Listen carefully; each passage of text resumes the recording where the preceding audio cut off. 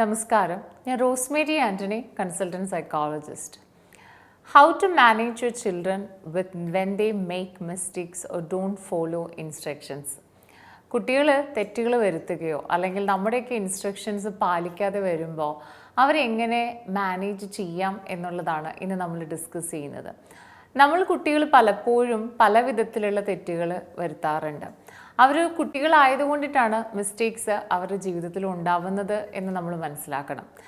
അല്ലെങ്കിൽ ഏതെങ്കിലും തരത്തിലുള്ള മിസ്റ്റേക്ക് ചെയ്യുന്ന ഒരു കുട്ടിയോട് വളരെ മോശമായിട്ട് അല്ലെങ്കിൽ കർക്കശമായിട്ട് പെരുമാറാതെ ഇരിക്കുക എന്നുള്ളതാണ് ഒരു മെച്യൂർഡ് ആയിട്ടുള്ള ഒരു പാരൻറ്റ് ചെയ്യേണ്ട ആദ്യത്തെ ഒരു കാര്യം. കാരണം it is natural for children to make mistakes and sometimes the struggle with following instructions. ചിലപ്പോൾ ചില കുട്ടികളൊക്കെ ഇൻസ്ട്രക്ഷൻസ് ഫോളോ ചെയ്യാനായിട്ട് ഭയങ്കര ബുദ്ധിമുട്ടുന്നതായിട്ട് കണ്ടുവരാറുണ്ട്.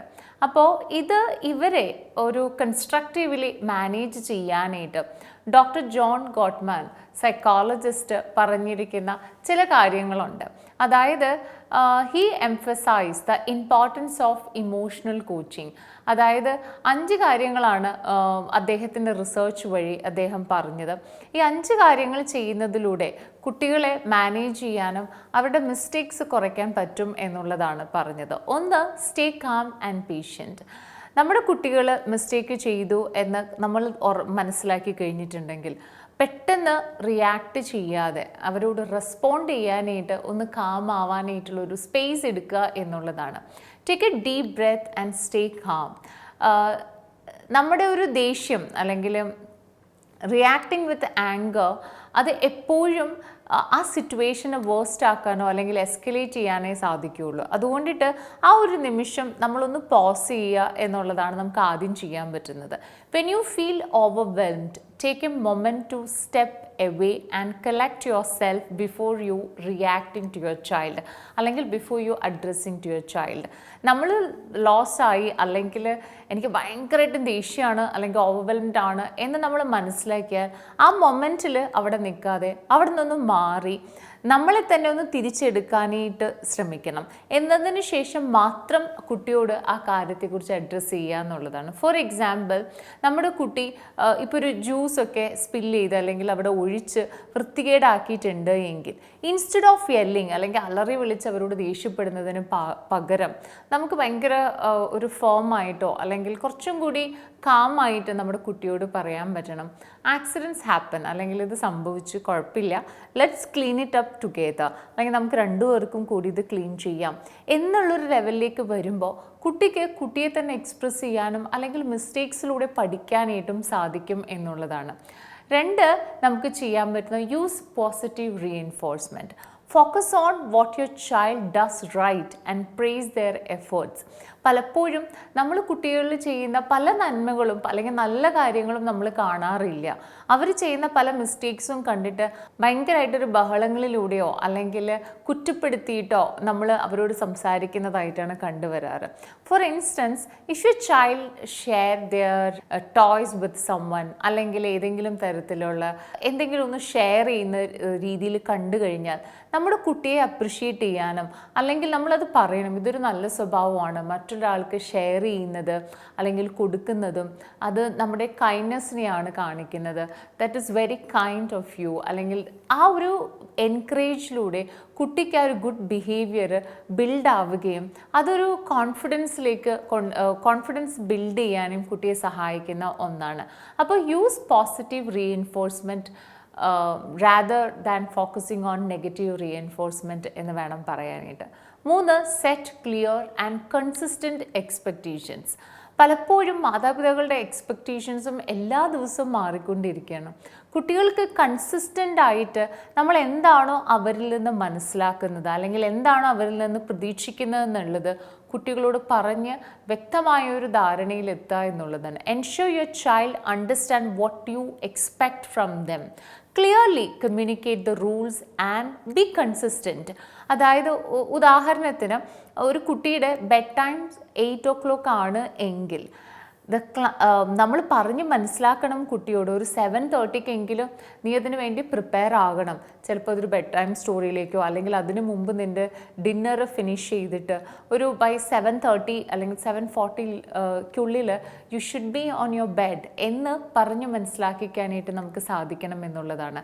ഉദാഹരണത്തിന് പറഞ്ഞാൽ ഇത്രയേ ഉള്ളൂ, set clear and consistent expectation. നമ്മൾ കുട്ടിയിൽ നിന്ന് എന്താണോ ആഗ്രഹിക്കുന്നത് അത് ക്ലിയർ ആയിട്ടും പിന്നെ കൺസിസ്റ്റൻ്റ് ആയിട്ടും പറയാൻ ശ്രമിക്കുക എന്നുള്ളതാണ്. 4, ടീച്ച് പ്രോബ്ലം സോൾവിങ് സ്കിൽസ്. പലപ്പോഴും പല പ്രശ്നങ്ങളിൽ നിന്നും പല തോൽവികളിൽ നിന്നും കുട്ടികളെ മാറ്റി നിർത്താണ് നമ്മൾ പതിവ്, അല്ലേ?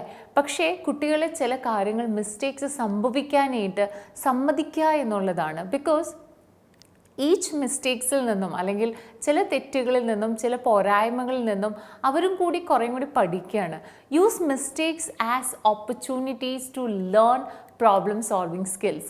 അതായത് നമ്മുടെ കുട്ടി നമ്മുടെ ഒരു സിബ്ലിംഗ് ആയിട്ടോ അല്ലെങ്കിൽ അവരുടെ സിബ്ലിങ്ങോ കൂട്ടുകാരുമായിട്ട് ആർഗ്യൂ ചെയ്യുമ്പോൾ അതിനെ സ്റ്റോപ്പ് ചെയ്യിപ്പിക്കാതെ ആ ആർഗ്യുമെൻറ്റിൽ നിന്ന് അതിനെ എങ്ങനെ കുറച്ചും കൂടി നല്ല രീതിയിൽ കൈകാര്യം ചെയ്യാം, എന്താണ് അവിടെ സംഭവിച്ചത്, എന്തുകൊണ്ടിട്ടാണ് അവിടെ അങ്ങനെയൊരു ബുദ്ധിമുട്ടുണ്ടായത് എന്ന് കുട്ടിയെ പറഞ്ഞ് മനസ്സിലാക്കുകയും അത്തരം സിറ്റുവേഷൻസ് ഉണ്ടാകുമ്പോൾ ഒരു ബ്രെയിൻ സ്റ്റോമിലൂടെ ഒരു സൊല്യൂഷൻ കണ്ടെത്താനും കുട്ടിക്ക് തന്നെ കുട്ടിയുടേതായ ചെറിയ ഡിസിഷൻസ് എടുക്കാനും പഠിപ്പിക്കുക എന്നുള്ളതാണ്.